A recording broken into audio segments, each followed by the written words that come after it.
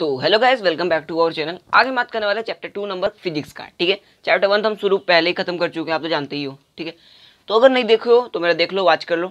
अच्छा लेक्चर है, नहीं समझ में आए तो दोबारा बोलना, मैं आपको अच्छा से समझा दूंगा। ठीक है, तो आज बात करते हैं हम लेंस के बारे में, दर्पण के बारे में बात कर चुके हैं, प्रतिबिंब के बारे में। तो इस चैप्टर के जो प्रीवियस थे उसके बारे में बात कर चुके हैं, अपवर्तन के नियम के बारे में बात कर चुके हैं। ठीक है, तो आज हम बात करने वाले लेंस के बारे में। लेंस क्या है? लेंस पारदर्शक पदार्थ का वह टुकड़ा है। लेंस दिखता कैसा है भैया, आप अगर बोलोगे तो मैं बना दूंगा। लेंस तो दो तरह का दिखता है। कैसे दिखता है? एक ऐसे दिखता है और एक लेंस जो रहता है वो ऐसा दिखता है। ठीक है, ये दोनों लेंस का नाम क्या है वो बाद में बात करेंगे, पहले आप डेफिनेशन देखो क्या है। लेंस पारदर्शक पदार्थ का वह टुकड़ा है जो ज्यामितीय सतह से घिरा रहता है, जो ज्यामितीय सतह से घिरा है और पारदर्शक रहता है। ओके, लेंस दो प्रकार के होते हैं, कौन कौन से? उत्तल लेंस, अवतल लेंस। बात समझ में आ रही है? अवतल लेंस, उत्तल लेंस हो गया। उत्तल लेंस के किनारे की अपेक्षा मध्य भाग अधिक मोटा होता है। उत्तल लेंस कैसा होता है? उसका मध्य भाग मोटा होता है। ठीक है, उत्तल लेंस का। तो इसमें मध्य भाग किसका मोटा है? बताओ बताओ, ये ऐसा बनता है कुछ, मतलब मध्य भाग किसका मोटा है? इसका मोटा है। मतलब ये हमारा क्या है भैया? उत्तल लेंस है। ठीक है, और अवतल लेंस का मध्य की अपेक्षा किनारा भाग अधिक मोटा होता है, तो किनारा भाग इसका मोटा है, तो ये अवतल लेंस है। ठीक है, ऐसे हम पहचान करते हैं उत्तल और अवतल का। उत्तल लेंस के रूप, उत्तल लेंस के कौन कौन से रूप होते हैं? उभयोत्तल, समतलोत्तल, अवतलोत्तल। अवतल लेंस के कौन कौन से रूप होते हैं? अवतलोत्तल, समतलोत्तल, अवतलावतल, समतलावतल, उत्तलावतल। ठीक है, तो उभयोत्तल क्या बोलते हैं? उभ मतलब क्या है? उभयोत्तल मतलब दोनों तल उत्तल रहेंगे। समतलोत्तल में एक समतल है एक उत्तल है, तो एक समतल है एवं दूसरा उत्तल। अवतलोत्तल मतलब एक अवतल दूसरा उत्तल। ठीक है, अवतलावतल मतलब दोनों तल उत्तल। समतलावतल मतलब एक तल समतल दूसरा अवतल होता है, मतलब एक समतल रहेगा और दूसरा अवतल रहेगा, कुछ ऐसा दिखता है। ठीक है, उत्तलावतल मतलब एक तल उत्तल दूसरा उत्तल। एक तल उत्तल दूसरा उत्तल कैसा दिखेगा? एक तल उत्तल और दूसरा उत्तल, कुछ ऐसा दिखता होगा। ठीक है, चांद टाइप का दिख रहा है ना, हाफ मून। ओके, तो ऐसा दिखता होगा। बात समझ में आ रही है? तो इसी को कॉपी करो, आगे बढ़ते हैं और कुछ डिस्कस करते हैं इस चैप्टर के बारे में। तो चलो फ्रेंड्स, और आगे हम डिस्कस करते हैं कुछ पॉइंट्स के बारे में। ठीक है, देखो क्या है, लेंस को घेरने वाली गोलीय सतह को उसके केंद्र को वक्रता केंद्र कहते हैं। जैसे लेंस है ये वाला, ये हमारा लेंस है ना, अवतल लेंस। कौन सा लेंस है बता दो? अवतल है उत्तल? उत्तल। ठीक है, तो ये तो किसी गोले का भाग होगा ऐसा। ठीक है, गोले से यहाँ भी एक उत्तल लेंस बना होगा ऐसे करके, काट के हल्का सा। ठीक है, तो जो जिस गोले का भाग होता है उसके केंद्र को वक्रता केंद्र कहते हैं। ठीक है, बस बस समझ में आ गए। किसी लेंस का मुख्य अक्ष इसकी सतह के केंद्र वक्रता केंद्र को मिलाने वाली रेखा को कहते हैं। मतलब वक्रता केंद्र को मिलाने वाली रेखा को क्या बोलते हैं हम? जो इस रेखा मिला दी वक्रता केंद्र को, इसको हम बोलते हैं मुख्य अक्ष। ठीक है, आपको डेफिनेशन में दिया हुआ ही है। और क्या है? किसी लेंस का प्रकाश केंद्र वह है जिसके होकर जाने वाली प्रकाश की किरण सीधी निकल जाती है। मतलब देखो, ये हमारा लेंस है। ठीक है, यहाँ बीच में हम लोग क्या होता है? बीच में पी होता है, मतलब ध्रुव होता है। तो ध्रुव से अगर कोई प्रकाश की किरण जाएगी तो वो बिना विक्षेपित होते सीधे निकल जाएगी, विक्षेपित होगी भी नहीं। उसी को क्या बोलते हैं? प्रकाश केंद्र बोलते हैं। ठीक है, बात समझ में आ रही है? तो ऐसे हम निकालते हैं। ओके, इस पी और एस सी के बारे में तो डिस्कस कर चुके हैं हम प्रकाश के परावर्तन वाले चैप्टर में। ठीक है, लेकिन उसका डेफिनेशन अलग था। अब हम प्रकाश के अपवर्तन में उसके बारे में डिस्कस करें। ठीक है, अब तक हम बात करते हैं फोकस क्या होता है। ओके, चलो देखते हैं फोकस क्या होता है। इसको हम इरेज कर देते हैं। ठीक है, देखो फोकस आपको डायग्राम के थ्रू समझा रहे हैं क्या है। ये उत्तल लेंस, ये अवतल लेंस, ये तो पहचान में आता है, लिख लो। ये उत्तल और ये अवतल। ओके, उत्तल लेंस से अगर समांतर किरण पड़े, ठीक है, तो वो उत्तल लेंस क्या करती है? अभिसारित करती है किसी लेंस को, मतलब प्रकाश की किरण को अभिसारित करके वो एक बिंदु पर ले आती है, उसको हम क्या बोलते हैं? फोकस कहते हैं। ठीक है, उसी तरह अवतल लेंस में क्या होता है? समांतर किरण उस पर पड़े तो ये क्या करती है? अपसारित कर देती है। अपसारित मतलब विक्षेपित कर देती है। अपसारित कर दी, फिर उससे जो मिलता है, मिलाता हुआ बिंदु, आती हुई बिंदु को प्रतीत होती है, उसको फोकस बोलते हैं। मतलब ये होता है आभासी बिंदु प्रतीत होता है। ठीक है, ये दर्पण के पीछे, ये लेंस के पीछे आता है फोकस, ये लेंस के आगे। ठीक है, बात समझ में आ रही है? तो हम उत्तल लेंस को क्या बोल सकते हैं? हम अपसारी करती है। ठीक है, अपसारी किरण करती है या अभिसारी करती है? अभिसारी करती है। अपसारी मतलब होता क्या है? ये मैं आपको पढ़ा चुका हूँ पहले ही चैप्टर में, ठीक है। ये अभिसारी किरण देती है, या अपसारी किरण करती है, अपसारित करती है किरण को, अपसारी किरण। बात समझ में आ रही है, ठीक है। तो इतना नोट कर लो। अपसारित मतलब क्या, एक बिंदु से निकलता चले जाना, इसको हम अपसारित बोलते हैं। अभिसारित मतलब एक बिंदु पर आना, ठीक है। तो इस चीज को कॉपी करो, आगे बढ़ते हैं और डिस्कस करते हैं पॉइंट्स के बारे में। तो चलो फ्रेंड्स, अब आगे बात करते हैं क्या है। देखो ये जानते ही हो, ये संरचना देख लो, इस संरचना आपको न्यूमेरिकल बनाने में सॉल्व करेगा। क्या है, उत्तल लेंस ऐसे बनता है, ठीक है। उत्तल लेंस से बनता है, अवतल लेंस से बनता है, लिख लो। ये हमारा अवतल लेंस है,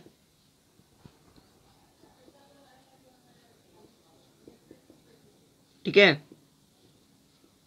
और ये हमारा क्या है, उत्तल लेंस। बात समझ में आ रही है, ठीक है। उत्तल लेंस, अवतल लेंस। उत्तल लेंस कैसा रहता है, उत्तल लेंस का F1 इधर रहता है, F2 इधर रहता है, मतलब 2F1 F1, F2 F2। लेकिन अवतल में उल्टा होता है, F2 इसका पहले आता है, उसके बाद F1 आता है। F1 F2 क्या है, फोकस है, ठीक है, लिख लो। F1 F2 आपको क्या है, फोकस है। और फोकस ध्रुव की दूरी को हम क्या बोलते हैं, फोकस दूरी कहते हैं, आपको पता ही है, ठीक है। तो देखो उत्तल लेंस का फोकस दूरी ऋणात्मक होता है, ठीक है। उत्तल लेंस का फोकस दूरी ऋणात्मक, अवतल लेंस का फोकस दूरी धनात्मक होता है, पता है, ठीक है। चलो अब बात करते हैं प्रतिबिंब क्या होता है। प्रतिबिंब क्या होता है, हाँ, प्रतिबिंब देखो तीन तरह से बन सकता है, ओके, ठीक है। तो प्रतिबिंब का हम पहले पिछले लेक्चर में डिस्कस कर चुके हैं, पिछले चैप्टर में बोल सकते हो। क्या प्रतिबिंब क्या होता है, किसी बिंदु स्रोत से आती प्रकाश की किरण परावर्तन के बाद जिस बिंदु पर मिलती है, मिलती हुई प्रतीत होती है, उसे हम प्रतिबिंब कहते हैं, ठीक है। प्रतिबिंब दो तरह के होते थे, कौन कौन से, वास्तविक प्रतिबिंब, काल्पनिक प्रतिबिंब, ठीक है। वास्तविक और काल्पनिक। वास्तविक प्रतिबिंब क्या होता था, हाँ, वास्तविक प्रतिबिंब किसी बिंदु स्रोत से आती प्रकाश की किरण परावर्तन को जिस बिंदु में वास्तव में मिलती है। और काल्पनिक प्रतिबिंब में आभासी मतलब मिलती हुई प्रतीत होती थी, ठीक है। वास्तविक प्रतिबिंब को हम पर्दे में प्राप्त कर सकते थे, और ये वस्तु की अपेक्षा उल्टा बनता था। और आभासी प्रतिबिंब वस्तु की अपेक्षा सीधा, और इसे पर्दे प्राप्त नहीं कर सकते, ठीक है।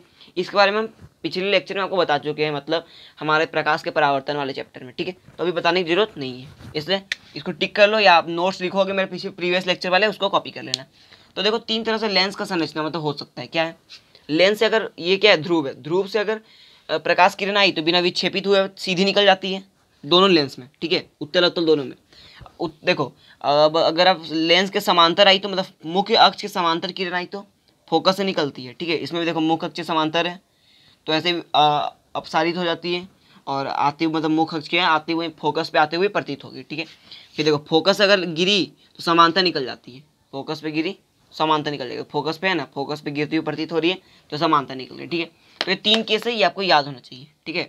ये तीनों केस अगर याद रहेगा आपको लेंस का मतलब निकालने में प्रतिबिंब सुविधा होगी, ठीक है। तो कॉपी करो इस चीज़ को, आगे बढ़ते हैं। तो चलो फिर से बात करते हैं उत्तल लेंस द्वारा बने प्रतिबिंब की स्थिति क्या क्या होती है, ठीक है। ये हम बात करने वाले किसका, उत्तल लेंस का, ओके। तो ये नोट कर लो पहले, इतना कॉपी करो फिर मैं समझाता हूँ। क्या बोला मैं, उत्तल लेंस की बने प्रतिबिंब, ठीक है। जैसे हम पढ़े थे पिछले चैप्टर में, उसी तरह हम इस चैप्टर में पढ़ने वाले हैं, ओके।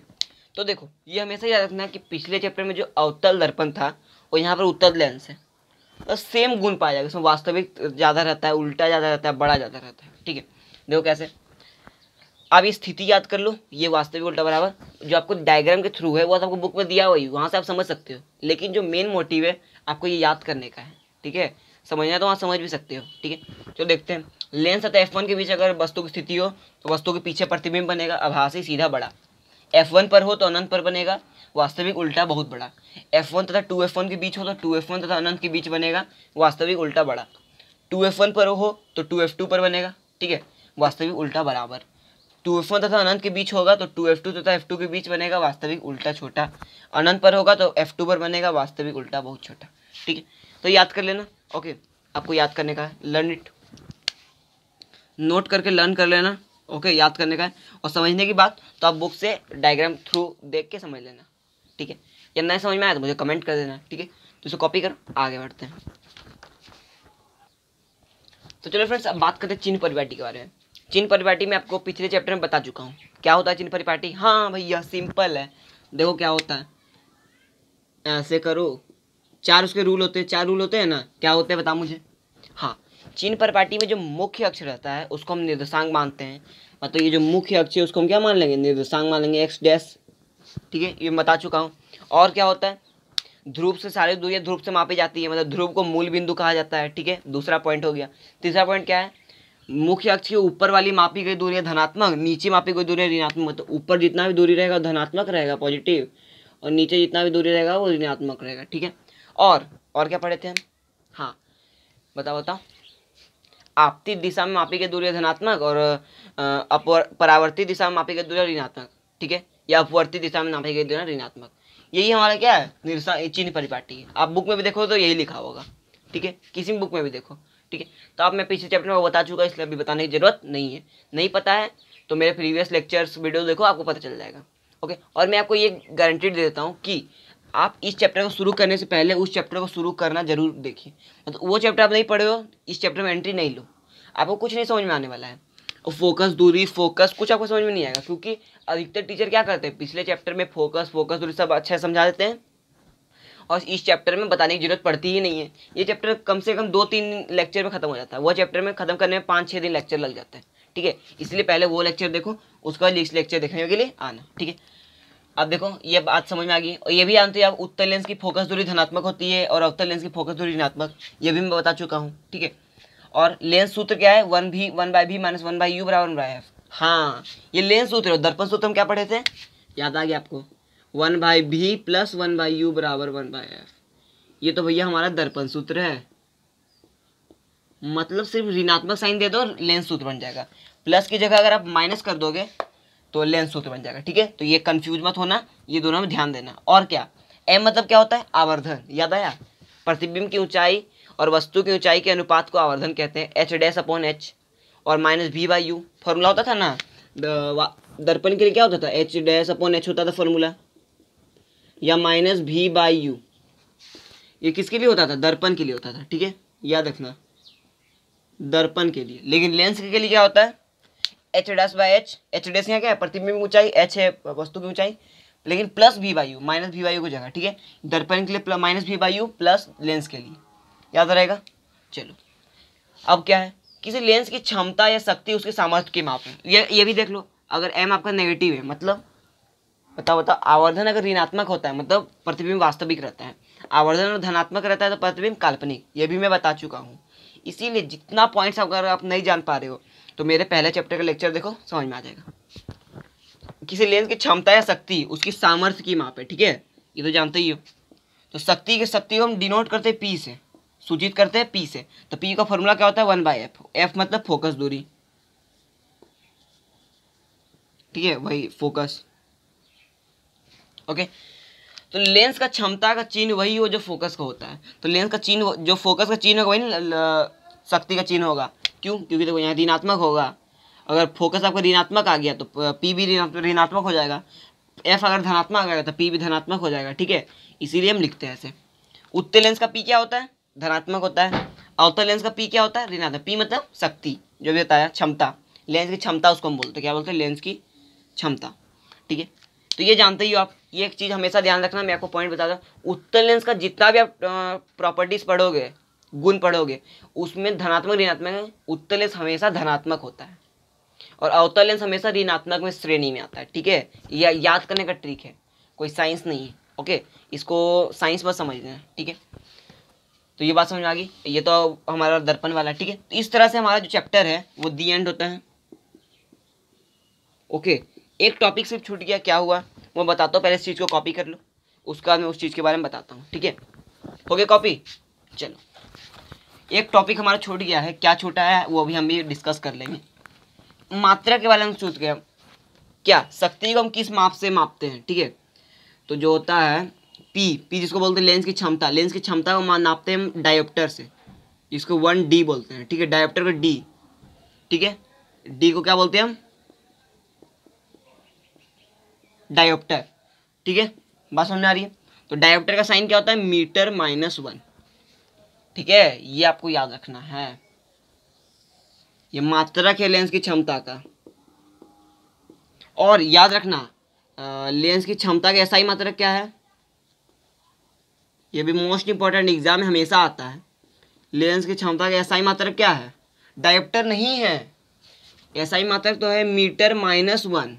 ओके, लेंस की क्षमता का एसआई मात्रक मीटर -1। लेकिन डायोप्टर क्या है? इसको तो प्यार से इसको बोलते हैं मीटर -1 को डायोप्टर, ठीक है। लेकिन एसआई मात्रक आए तो मीटर -1 में ही टिक करना। ओके, मैं लिख दिया इसीलिए, ठीक है। तब हमारा चैप्टर खत्म होता है। और हमारे चैनल को सब्सक्राइब कर दीजिए, लाइक कर दीजिए, ठीक है। तभी हम अगला वीडियो शुरू करने वाले हैं। अब जो अगला चैप्टर हमारा है, इस चैप्टर में मानव नेत्र, ठीक है, उसको भी देखना शुरू कर दीजिएगा अगले दिन से। तो इस टॉपिक को कवर कीजिए। और आज के लिए इतना ही। पढ़ाई करते रहिए। All the very best.